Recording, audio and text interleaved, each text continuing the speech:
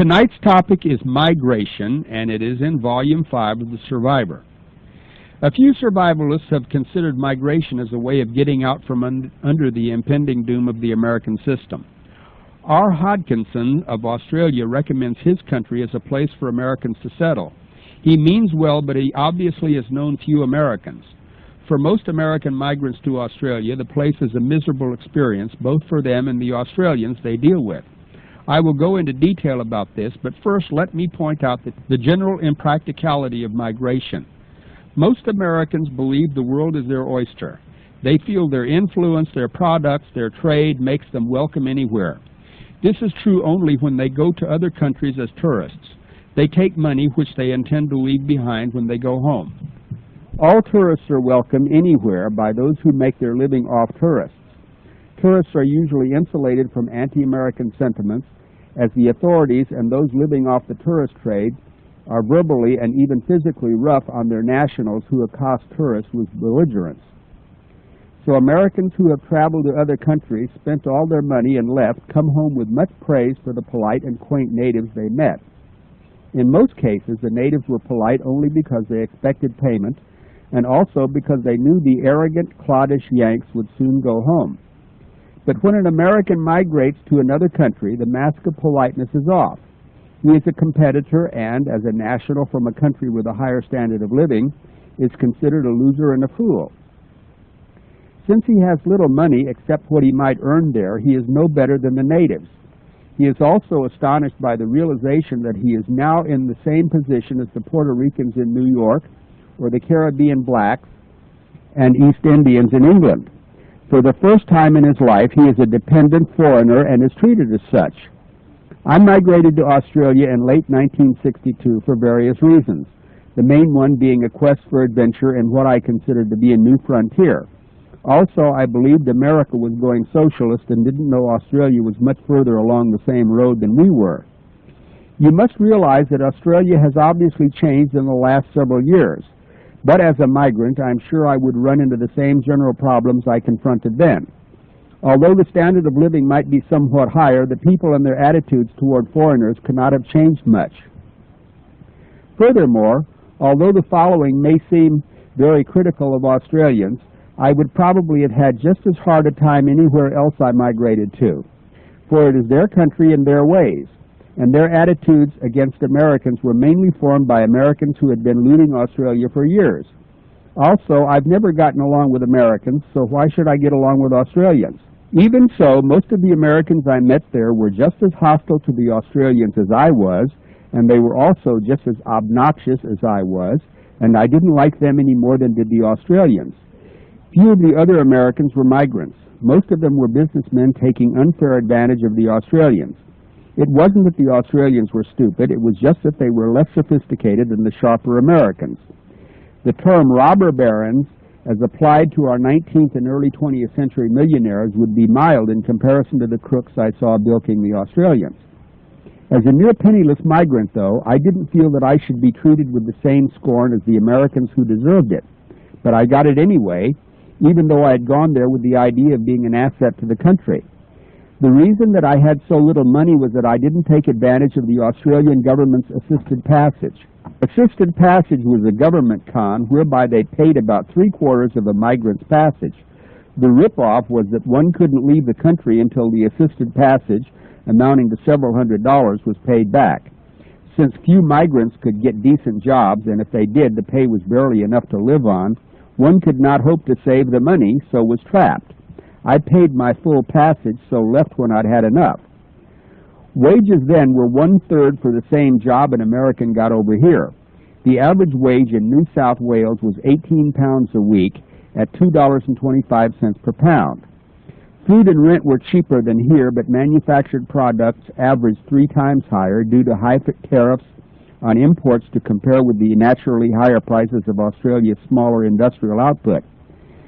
Resentment of Americans was deep-seated and mainly originated from the Second World War, when hundreds of thousands of Americans were stationed in Australia as a base for attacking the Japanese. The Australian serviceman was paid very little, and the American GI was comparatively rich. They literally bought up all the women, which enraged the Australian men. Like the British, the Australians complained of the GIs that they were overpaid, oversexed, and overhere.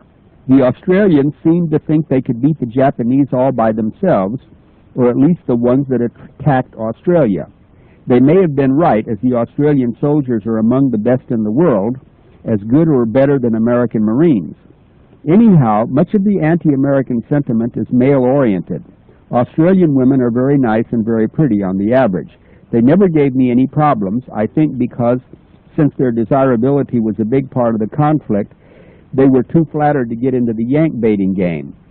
As a reporter, I decided to get work in that line. I had rented a TV and read all their newspapers before making any applications. Although most of their news about America was from U.S. news films beamed over there, their papers were biased to the point of outright lies. They have freedom of the press, as do we, but freedom of the press is all too often licensed to defraud the intellects of the reading public. I watched the account of the blacks kneeling on the steps of a southern courthouse at a civil rights demonstration. This was against the law, so the cops, with dogs, moved them off and there was a riot. One black was flicking his jacket at a dog, got too close, and was bitten.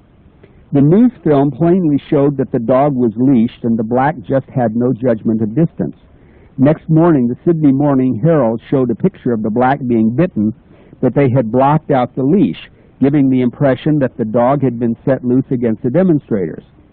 There were and are enough things wrong with America that one doesn't need to lie to point out U.S. defects. I decided to get even by going to work for the Sydney Morning Herald. When I applied for work as a reporter, I was turned down with the explanation that they didn't need any help. Maybe they didn't, but I found later that they wouldn't have hired me anyway. Later in Cairns, Queensland, I applied at their paper and the editor told me bluntly that he needed a reporter but he wouldn't hire a Yank. The Sydney editor was nice enough to refer me to the Women's Weekly supplement of the Herald. I went upstairs and talked to the editor there. He didn't want to hire me either, although he did need someone. I persisted and asked him to at least let me show what I could do so he could see that I could write. He dug into a drawer and got a pile of rejects which were the worst garbage I've ever read. I then went to a spare typewriter and rewrote several of the articles. I reworked them into some highly readable stuff, and he was so impressed he hired me as a sub-editor. This consisted of proofreading, rewriting hideous romantic drivel sent in by semi-literate women and writing captions to pictures. Actually, the whole staff practically wrote all the stories sent in. They were that bad. Although socialists, the half-dozen staff were intelligent and witty, and I liked them. I got along all right for a couple of months until the editor asked me to write lying articles about Americans. First, he asked me to write an article on how American women celebrated May Day. I told him American women didn't know what May Day was. He said he knew it and I knew it, but the Australian women didn't. I refused. Later, he wanted me to write about the subjugation of the American Negro.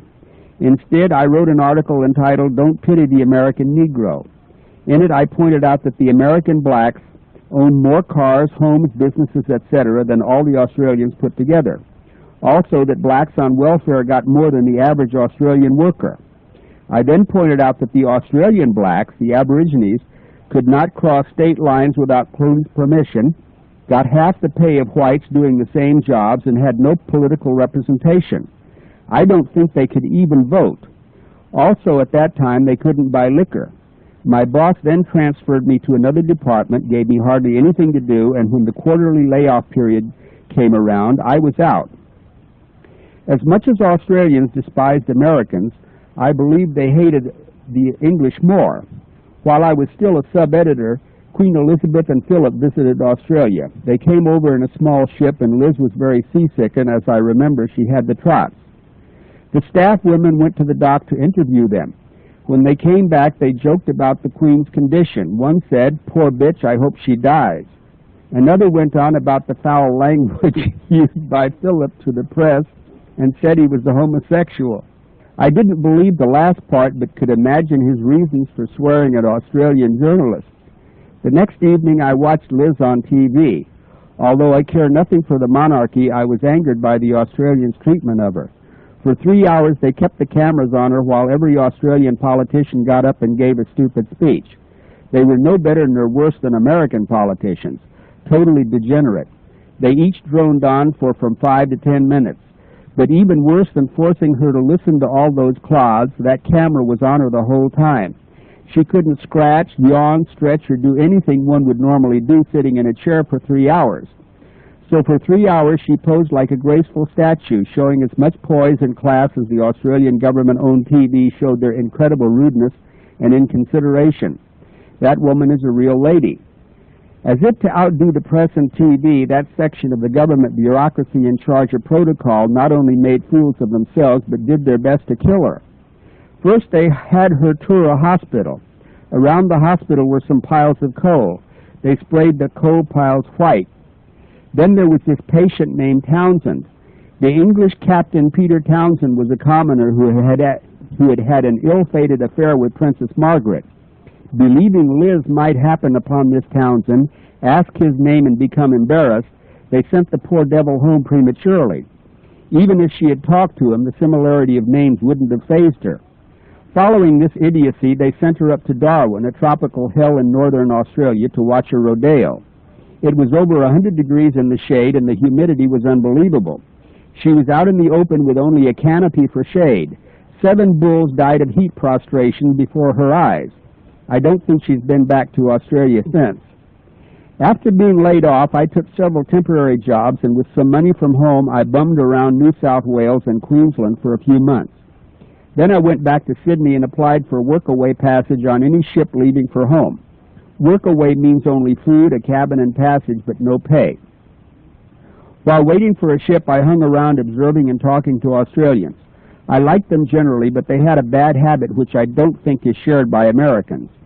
Upon meeting an American, the average Australian would rattle off a string of real and fancied defects in the American system.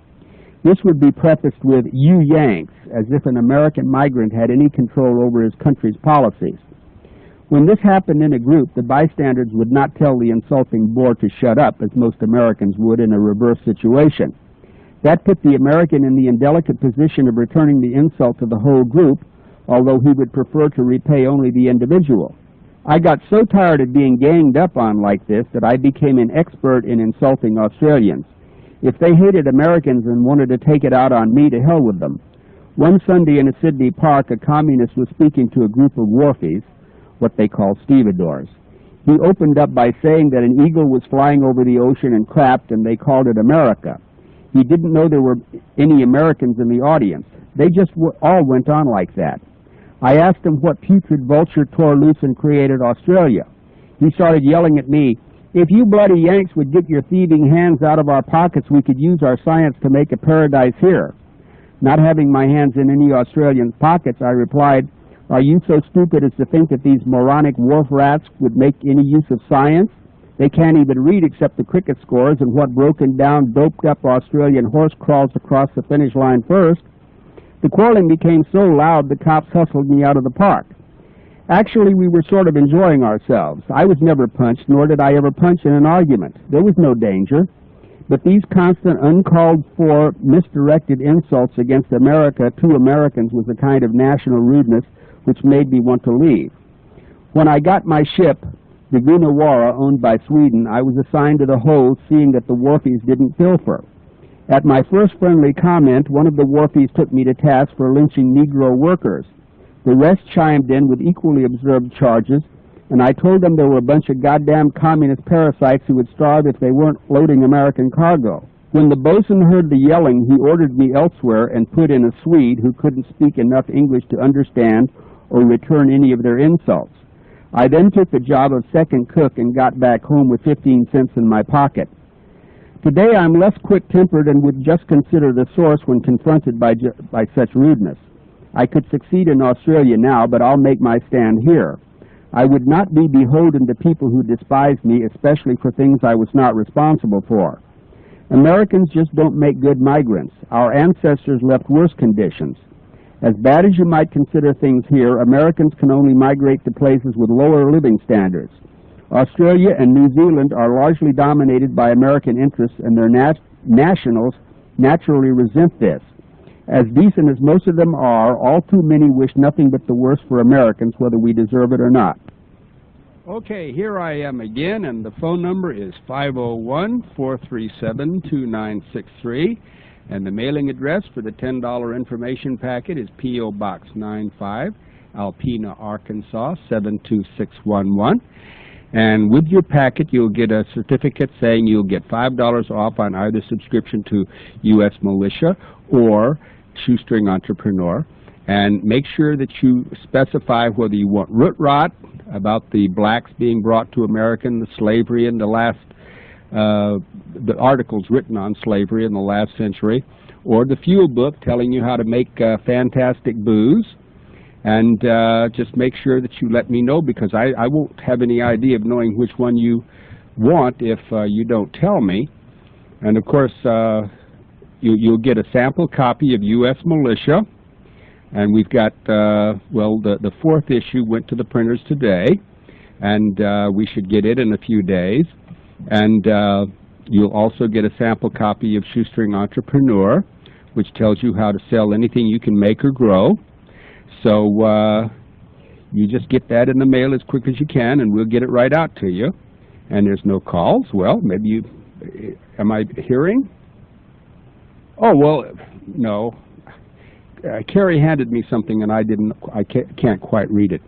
But anyway, I'll give you the phone number again. It's 501-437-2963. And in case you just wandered on, we're at 5.810 megahertz. So, now let me tell you something about root rot while we're waiting for a call. I want to make sure that my mic is on. Can people hear me? Okay, I'm coming in loud and clear.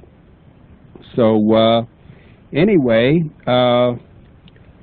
root rot tells all about how slavery started in the United States, and even tells, well, it's from, it's a sort of takeoff on root. When I read the book's Roots, I'll get back to you on that. Hello, Kurt here. Yes, this is Michael from Lakeland, Florida. Hi, Michael. Thanks for calling. You're welcome. I was feeling sorry for you hanging out there. Yeah, you get a dead space gets me sort of panicky. Oh, I wanted to call sometime, but I really don't have any comment on your editorial, although it is an interesting story.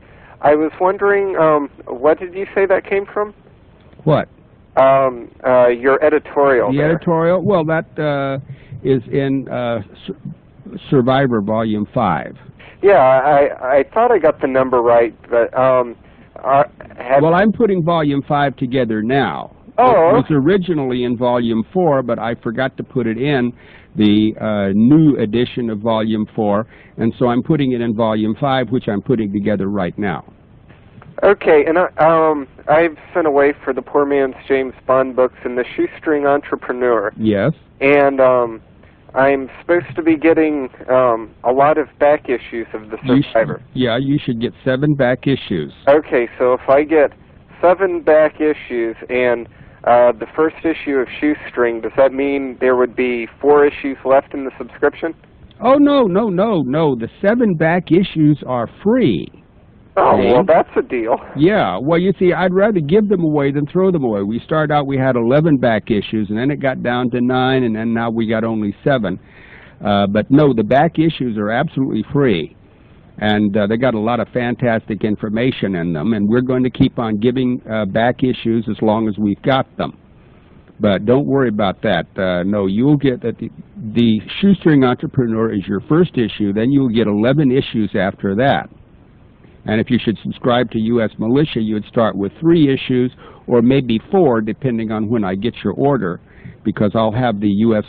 Militia 4 in the next day, and then you'd get the rest of the issues as they come out. Oh, and I saw in the order form on the Atlan books, Who's Who in the Bible. Yeah. I was wondering if you wrote that. Yes, I did. Oh, my, that's got to be quite entertaining. It took me 2 years. Oh, okay. And it's next to be printed after keeping score on our modern prophets. So I'm putting out stuff that you're not going to get in mainstream bookstores, I tell you. Yes. And also, I haven't heard you say this in quite a few shows, but didn't you say if I wanted to get the fuel book separately, Well, I'll tell you what. If you have you sent your order already? Well, If you haven't sent it, since we're best friends, you just ask for the fuel book, because the fuel book isn't for sale for any price. I didn't print it. A guy gave me a couple of thousand of them, and so I'm not going to be selling it. I'm going to be offering it as a premium. But if you've already ordered the information packet, since it's part of the information packet, since I'm a nice guy, I'll just give you one with any order. Oh, okay.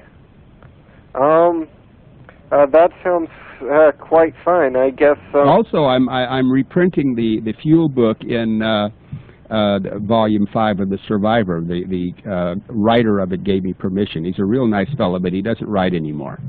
Oh, okay. Well, I'll just wait for that, because I have the first 4, and I'm starting to get reading all these, because. Oh, that's good. That's a good thing that you brought that up, because yes, if you don't get the fuel book as a premium, then it will be part of Survivor 5, which I'm working on now. Okay. Well, I thank you very much, and I'll let somebody else on. Okay, thank you for calling, Mike. Bye-bye. Bye-bye, Kurt. Okay, again, the phone number is 501-437-2963, and the mailing address for the $10 packet is P.O. Box 95, Alpena, Arkansas, 72611. Hello. Here I am. You there? Kurt, I'm surprised at you. Why? I wish you'd have got everybody stirred up like you did yesterday. Well, now, come on. I can't. This is Grover. Hi, Grover. We got your order. We sent it out. Yeah, I appreciate it. I appreciate the way you handle people. I think everybody in the country could take a lesson from you. Well, how's that? You just have that patience and that expertise in handling these hotheads. Well, now look, these hotheads are very intent. Now, I'd rather have a hothead than some blah sucker that doesn't care nothing about nothing. Wouldn't you?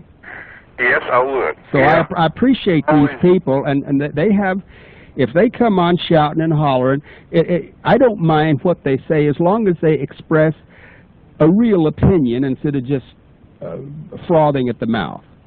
So if they will talk, I will listen, and I will give some sort of response. That's the best. That's my obligation to them. I appreciate them. You know, there's two kinds of people. Those are learned people, and those who think they're learned people. And Kurt, I consider you a learned person. Well, thank you. I'll let somebody else get on here. Yesterday I tried my best to get on. I just love the way you handle some of those people. Well, I'm enjoying myself, and I'm sure they are too, as mad as they seem. You know what? I believe you're in your second childhood. Well, I'm looking forward to my third. You got a sandbox, and you're playing in it, and you're just right at home. Yeah. Okay, Grover, thanks for calling. Have a good night. You too. Bye for now. Okay, again, the phone number is 501-437-2963, and the mailing address is P.O. Box 95, Alpena, Arkansas, 72611. Hello, Kurt here. Kurt. Hi, this is Kathy. Hi, Kathy. I've got a question for you. Ask away. Okay, we've got all your books. Mm-hmm. Do you like them? Oh, I love them. Good.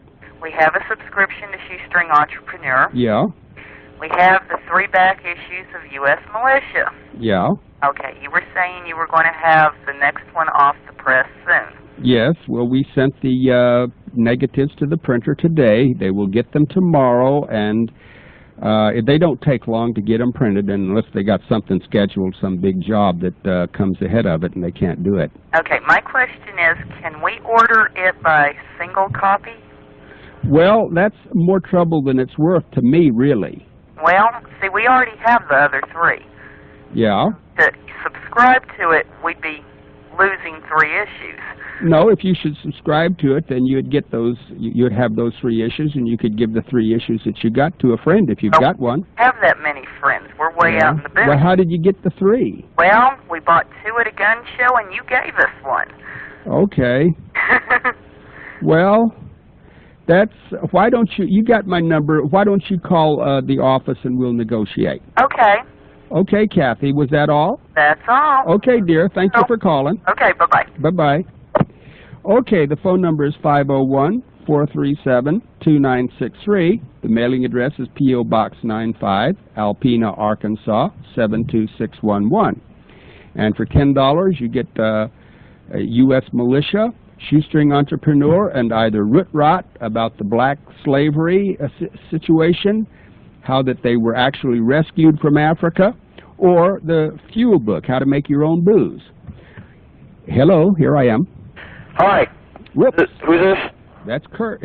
I'm Kurt. Okay, hi, Kurt.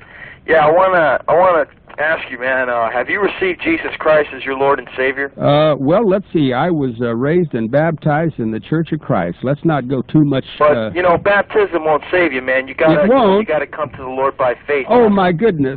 Oh, who am I talking to? This is Pete. Pete, good for you, Pete. Marlin, Are you saved, Pete? I am saved, man, and I want you to be saved too. Pete, do you love your enemies and do good to those who persecute you? Yeah, I try my best, man. Well, that's good. Listen, you're living right, Pete. I appreciate that. I just want you to come to know Jesus Christ as your Lord and Savior, Kurt. Well, listen. Man. Okay, then. You know how to receive Him, right? Well, of course. All right, I was indoctrinated. Okay. Okay, all right, buddy. God bless. You too. Bye-bye. Okay, the phone number again is 501-437-2963. The mailing address is P.O. Box 95, Alpena, Arkansas, 72611. Here's another call. Hello, Kurt here. Yeah, Kurt, love your show. Thank you. Say, I got a suggestion for you. On one of your commentaries you do, Yeah. what you read from Poor Man or Survivor number 1, what you read Who's Stupid Dad? That is a good story. Well, I just might do that. If you want me to read it, I'll do it.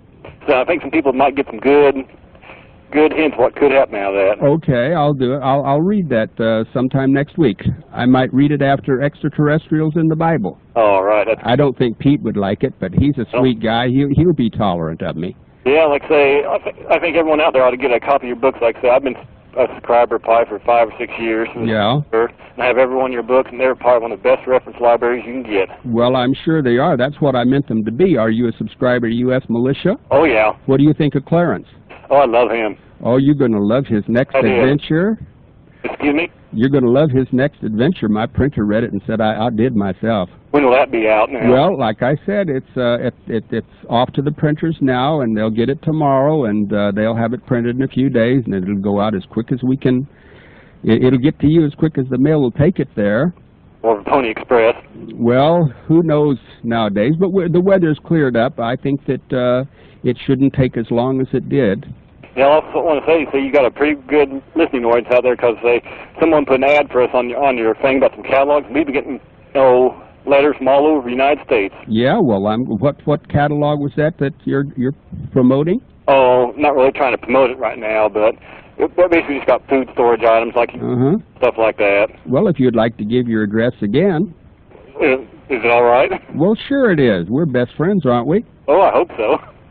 Okay, like I say, it's just JD's Enterprises, and the address is 125 Northeast 500, and the town is Warrensburg, Missouri. Oh, give the zip. 64093. Okay, give it once more. Okay, it's JD's. It's 125 Northeast 500 in Warrensburg, Missouri, and the zip code is 64093. And generally, what do you do? Is it the catalog free? Oh yeah. And do you? It'd be nice if they send like a self-addressed stamp envelope, but they don't have to. Well, that would be nice. Now, I tell all the people out there, I mean, the guy's giving you something that may turn you on to something you might want, so at least you can give them a self-addressed stamped envelope. Yeah. So our biggest sellers are like those food, like water barrels and food storage barrels, and all the way up to 1 pint up to 55 gallon. Yeah. Carbide lamps. Oh, hey, listen, you can hardly get carbide lamps. Where do you get the carbide, though? Oh, we sell it, or you can go down to any welding store.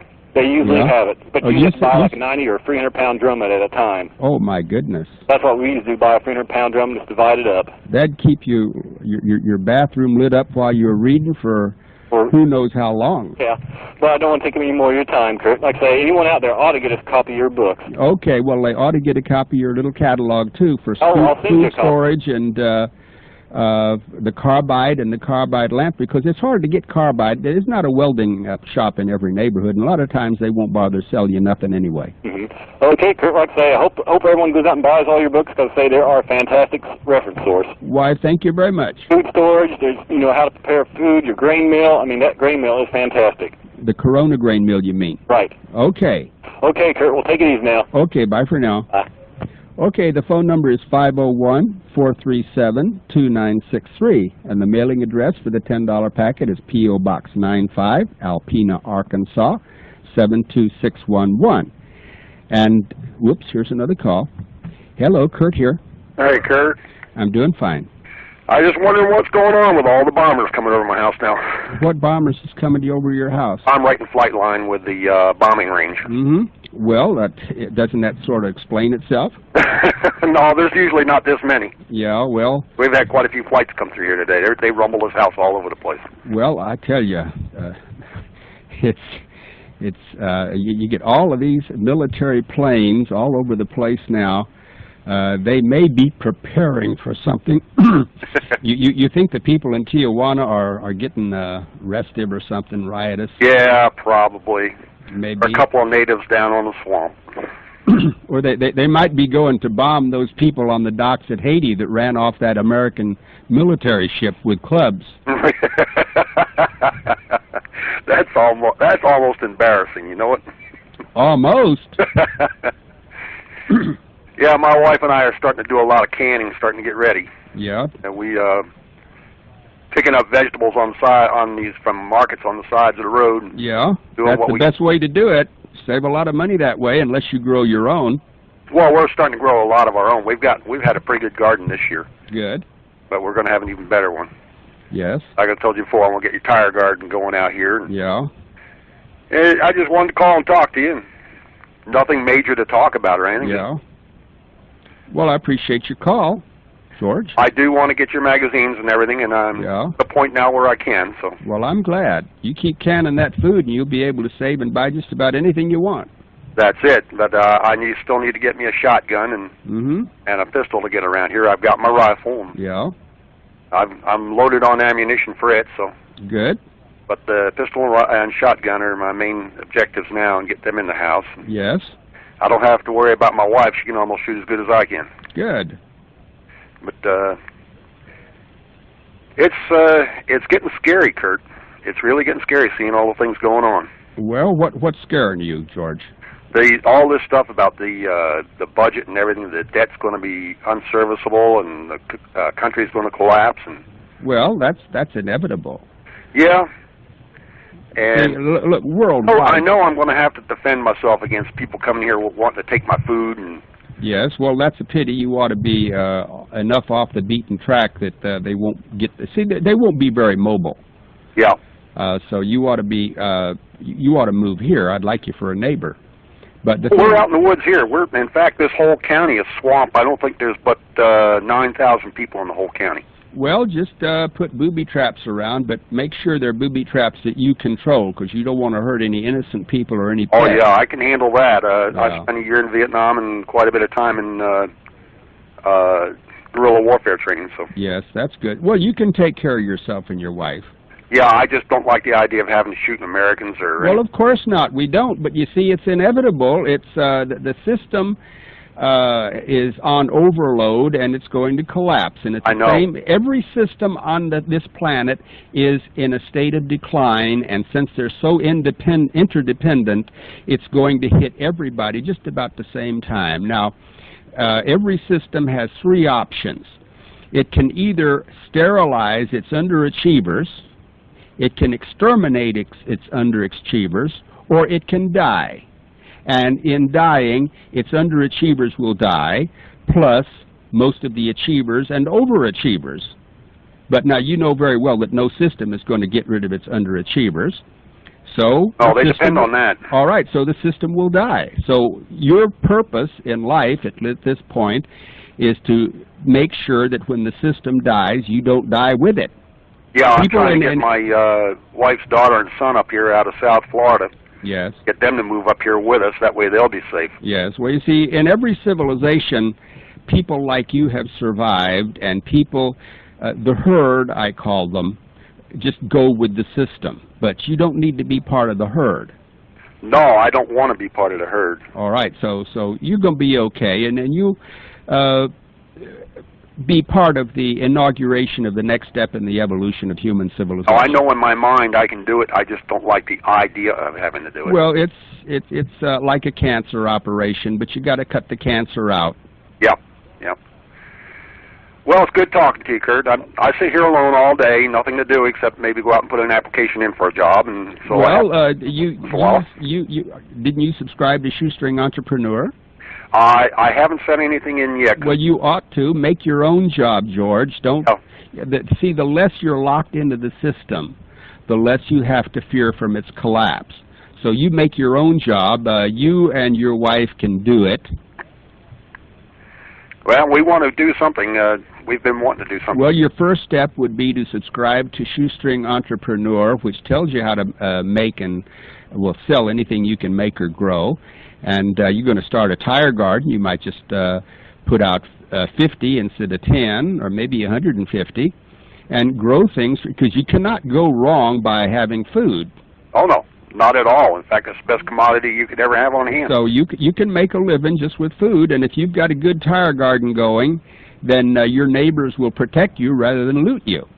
Yeah, well, there's quite a few of the neighbors around here. We've been talking and getting together and trying to set up a little self-defense system where, we can get a hold of each other if something. Yes, well, that's very good. That's the way it starts. And so when it hits the fan, your kind of people will have the best chance of surviving, and there's no reason you wouldn't. Well, it's good talking to you again, Kurt. Take it easy now. Call you again. Okay, George. Bye. Bye-bye. Okay, the phone number is 501-437-2963. The mailing address is P.O. Box 95, Alpena, Arkansas, 72611. Hello, Kurt here. Hi, Kurt.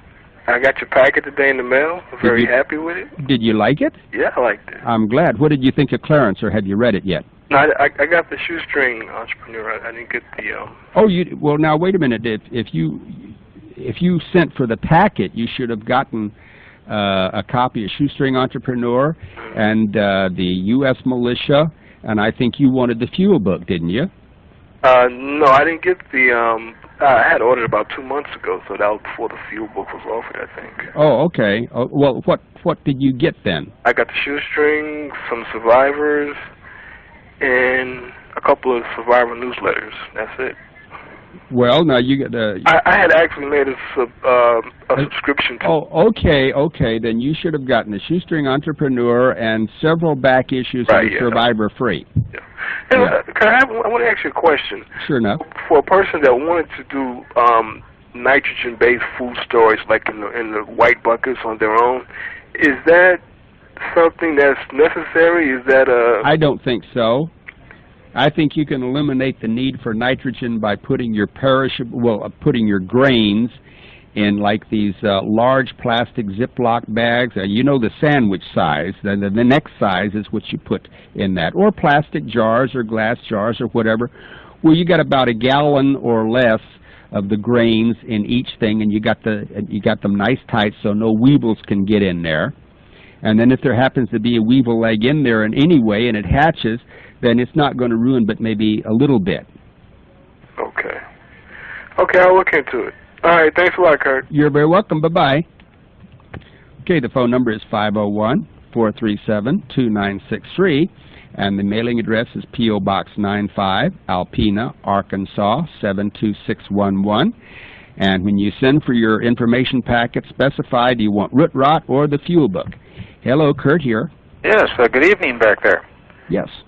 The gentleman trying to preserve grain, one of the tricks we've used for many years is to put a cake of dry ice in the container in the bottom, pour your grain on top, and seal it. We use 5-gallon buckets out here. Yes, well, that's very good because it fills the container with carbon dioxide, and Kills off everything. Kills off. Well, they don't have anything. They can't breathe carbon dioxide, so and it replaces the oxygen. That's right. Of course, now just before you shut it, you get to wait until you see some fumes of the carbon dioxide. Kind of boil over. Yeah. Yeah. Then right. you shut it, and it's pretty good. Now, I heard a few phone calls ago, someone mentioned carbide, and I was just talking about that the other day for a source of illumination in the evening other than these, not to be so dependent on these little propane burners that we have. And so it caught my ear. Now, is that brought out in your information packet where we can get it? No. I wish you had taken down this fellow's address because I didn't write it down. But he said he's going to send me one, and when he sends me one, I'll write it. Okay. But you can. He says you can get carbide at welding shops. Sometimes you can get it at your hardware store if it's a big, well-stocked hardware store. I see it out in the rural area in some of the stores. It's not very common now. Yeah. Back west here, but the lamp is it would be the scarce item to find. Well, he sells carbide lamps, and I'm going to, I'll since there's some interest in that, I'll make sure that everybody has his address. Very good. Well, thank you very much. You're very welcome. Bye. Bye. Okay, the phone number is 501-437-2963. The mailing address is P.O. Box 95, Alpena, Arkansas. And if you would like a set of the tapes, they're $6 each or $25 for a week's show postpaid. That's Jeffrey's Audio, P.O. Box 326, Alpena, Arkansas 72611. Hello, Kurt here. Hi, Kurt. How you doing tonight? Doing fine. This is Chuck in Maryland. Hi, Chuck. I enjoyed your story about Australia tonight. Well, I'm glad. How long did you live there? 9 months. 9 months? Then I was reborn. Yeah. I had the same experience basically in Germany for 4 months. Yeah. Well, they don't like us. You know that? Well, I didn't have too much problem in that sense. I just got back about a month and a half ago. Yeah, well, maybe they like us in Germany, but they didn't like us in Australia. Well, you know, they don't love us, but yeah. In Germany there's the acceptable immigrant and the unacceptable immigrant. And yes. Those are the Eastern Europeans. Well, did you migrate there? Well, I lived there for 4 months, got a job, but decided to come back. It's okay, but it's just, I mean, it's a lot different. The thing that you talked about, if you're an American, you're right, you really can't go somewhere else and have what you have here or the opportunity, I believe. But, yeah, I totally agree with that little story you had. It was very good. Well, I appreciate it. The other thing is, I'm not sure, did you hear about, I believe it's some Southeast Asian country, I think Singapore, where a teenager was caught throwing eggs and spraying graffiti? Did you hear that? I think I heard something about that. It was an American teenager. Right. And he was thrown in jail. He has to serve 2 months in jail and get 6 lashes with a bamboo cane. Serves him right. I wish they'd do that to everybody in America. I agree, and this is the big thing. You got Clinton up there. I mean, Clinton actually was, they showed him disagreeing with the government and saying it's too harsh a punishment and it could hurt relations. Where I'm thinking, you know, they did that here, there'd be a lot less spray paint and eggs being thrown. I don't think he's going to do it again. Well, I bet he doesn't, and I bet no other American who goes to Singapore will do that either. Oh. But where Clinton is off his nut, as he has always been, is he thinks that Americans can go over to foreign countries and they're going to be loved and appreciated just because they're Americans. In fact, they'd probably be just the opposite, but at any rate, that is their country. Right. Doesn't he know that? And another story, which was pretty close to me when I was in the Navy, we were down in Mexico. Some buddies of mine got thrown in jail, and I was there. I didn't get thrown in jail, but I don't care to comment on a couple of the guys, but they're going, well, look, I know my rights, and the Mexican, it was funny as hell. He said, you don't got no rights here. I'm going to tell you what to do. Well, I've been to Mexico, too, and boy, when a Mexican cop stops you, you just do nothing but, sir. You know, I think the big reason we have so much crime in this country is because nothing is done about it, like in these other countries. And I get your militia; I like it a lot. And you know, it's going to come to the point where you're right. We're just going to protect ourselves because. Yeah. I mean, I feel bad for the police here. They're beating their heads against the wall. I mean, they. Yeah. Well, they have all these restrictions about reading criminals their rights and not shooting them on sight and. Just dumb stuff like that, and they've got to comply or lose their jobs. The U.S. militiaman isn't restricted in that way. Correct, and then they have the rapist in California going to be let out after. Well, and did you hear that California releases 250 convicted rapists every month, and why don't they simply kill them on conviction?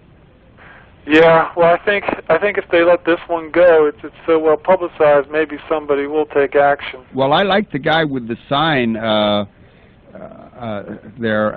You probably watched the same news program I did. He looked like a U.S. militiaman. He had a sign there that said, "You send your garbage here and we'll bury it." Yeah, it's just my kind of guy.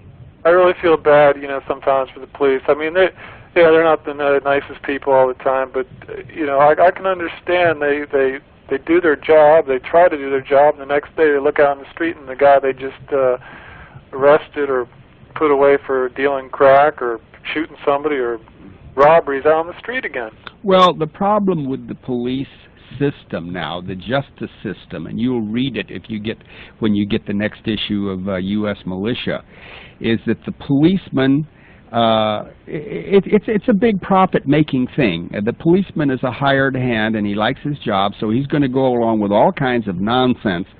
50 years ago, a policeman didn't have to tolerate anybody who was breaking the law or threatening or hurting anyone. He gave it to him right then. Right. Now, the average policeman today is more a nut house attendant than a cop. And I would not be a cop under those situations. I'd be a cop 50 years ago, but not today. Right. Well, again, I enjoyed your story in Australia, and anybody thinking about migrating, you know, if you got the money or whatever to try it, you know, fine. But I think you might learn for yourself. It's a waste of time in some aspects. Migrating to another country doesn't work. Yeah. Okay. Thanks a lot, Kurt. Okay, buddy. Bye-bye. Bye. Okay, the number is 501-437-2963. The mailing address is P.O. Box 95, Alpena, Arkansas, 72611. Hello, Kurt here. Kurt, how you doing? Doing fine. I've been a police officer for about 10 years now. Yeah? In Massachusetts. Oh. Can you imagine that? Yeah. It is incredible. How can you stand it? It's disgusting. I'm attempting to relocate. Relocate to Arkansas because we have the worst justice system in the whole country, and we're very proud of it. Well, let me tell you something, Kurt. My idea of what a police officer is and the prevailing notions up here are two totally different things. I'm looked at like I have three heads when I talk about that being a police officer doesn't mean that you enforce what the government tells you to enforce. Yeah. My job is to uphold and protect the Constitution. It does not matter who is violating it. Yeah. Or it's the government or the criminal. Yeah. Now, when I speak out on issues like that, I mean, it's incredible. They have no concept of what I'm talking about. If let's say if the government came down and they said, okay, here's the order, they hand it to my chief, the chief sends it down, and he says, okay, here's a bunch of National Guardsmen, they're going to assist you. Here's the list, go out and collect the firearms. Yeah. Now, every police officer, very shortly, is going to have to make a decision, okay, based on their beliefs, whether or not they're going to comply. Mm-hmm. Now, I know what I'm going to do. Obviously, I'm not going to do it. Mm-hmm. I mean, the people who travel in our circles have the same mentality, I would hope. Yeah. But the thing is, I've got to try and locate myself. Hopefully, I'd like to do the same profession. There are merits to it. There is still, the possibility of helping people here and there. Well, cops in Arkansas are quite fulfilled. Well, it's how in God's name did you ever produce Clinton? I do not understand. I had nothing to do with it. No, I know. No, I understand that. But I'm just glad you got him. No, you know what I'm saying, though. I don't know, you know, usually it's an aberration when somebody like him comes out of a state that the majority have their head screwed on straight. Yeah. You know, so I have nothing else to believe than the fact that the New World Order, or the people that are in power, pushed him, selected him and pushed him into that position. Well, actually, no. No, this was not the case. I'm sure that, although I don't believe in the New World Order, if there was a New World Order, the spokesman for the New World Order would tell you that things got out of hand, as things do. You see, Clinton was born in Arkansas, of course. His mother was garbage. His brother's garbage. His father was garbage. His sister's garbage. The white trash. You probably heard the term. Yeah. And he had no ethics at all, no honor, and not too much sense, a little shrewd, and so he went into politics. So all he knew how to do was wheel and deal and impress people who had like ambitions. And he knew how to tell people what they wanted to hear and offer to take care of both the flea and the dog. But would you say that the fact that the media or the system that was priming the American public made it ripe to be susceptible to? Yes, of course. Yes, of course. See, because he had this hippie wife, Hillary, or Swillery as I call her, and so she was the kind that the media loved. She's cute. Okay, she's also totally ultra-liberal. She's crazy as a bedbug. And she said what the media liked to hear. She's going to take care of everybody. See, they love that. Okay, so here's a female who's going to take care of everyone, and a male who is totally unscrupulous, as most of the media people are. That's the only kind of people they can understand and relate to for the most part. And so also they have who knows how many homosexuals sent money to the campaign. And of course the Hollywood homosexual and degenerate crowd, they sent money to the campaign. He raised his $25 million. And the power elite, that is the old senators and the old congressmen and the big money in this country, figured, okay, here's a dumb little jerk from Arkansas, of all places. We can wind him around our little fingers. And so they were caught napping, and he got the election. And now it turns out that he is more stupid than they thought, and Hillary is running things, and so they can't control him without controlling her. And in the meantime, behind the scenes, she's calling him an MF-er and screaming and yelling. And I've talked to Secret Service agents. You know, I won't go into it, but I wish you would, though. Excuse me? I wish you would. Well, well, let's put it this way. You know, they're both odd ducks. She's definitely odder than he is. Yeah. But they are not.